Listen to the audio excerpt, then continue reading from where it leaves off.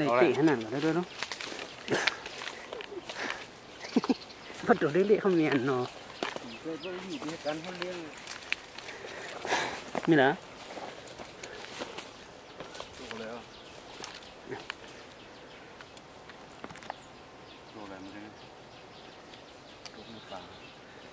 ตกมากสิเราไปยื้อเลยวะด้านหนึ่งได้กันเนี่ยโตนะ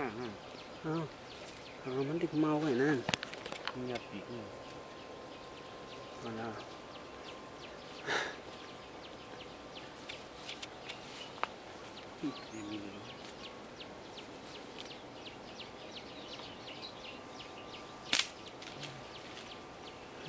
ตัวกระเตียมาเนี่ยมีเนื้อลิ้นนะ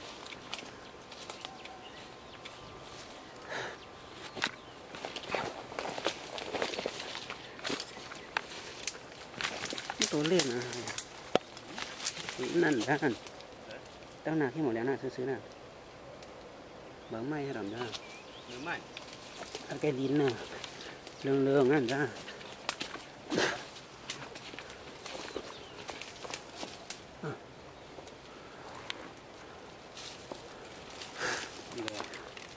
มันก็กันเหมือนจ้าบ้านน่ะมันตัวหอดดินน่ะดอกข้างไว้อยู่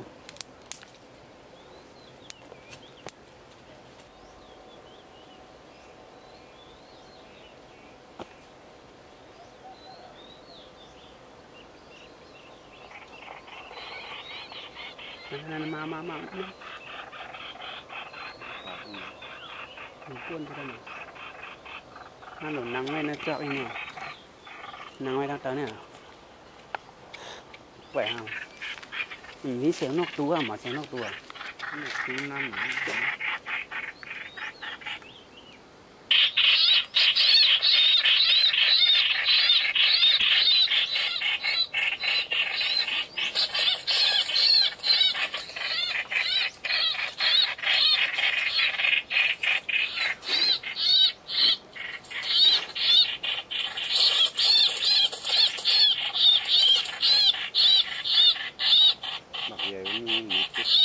นั่นสันหน้าในคอมเมนต์ที่ยังเนี่ย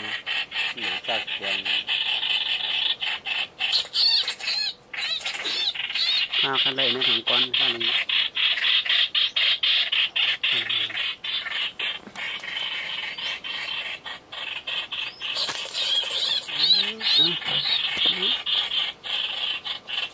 โขนเบื่อมาไปทางตึกจับเหมือนไรนั่นโขนจับเหมือนไม่นั่น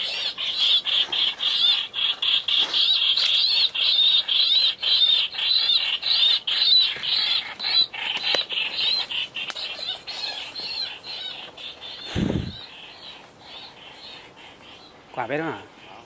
นี่ยังวะตายเขาล่ำสูงมากมันเรียกหนาเขาว่าได้เขาเนื้องมเป็นทางนู้นน่ะ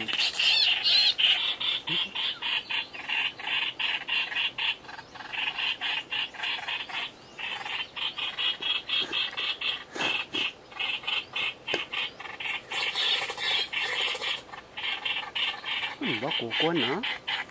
ก็โต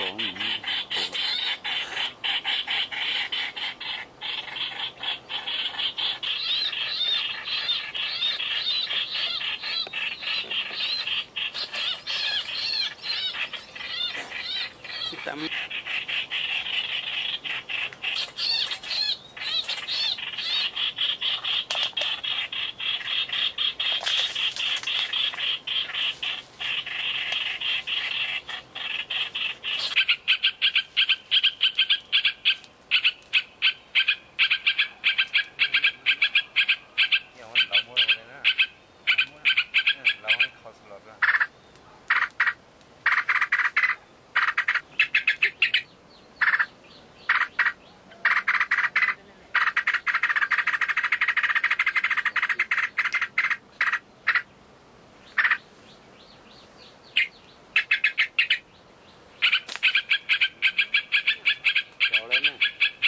นั่น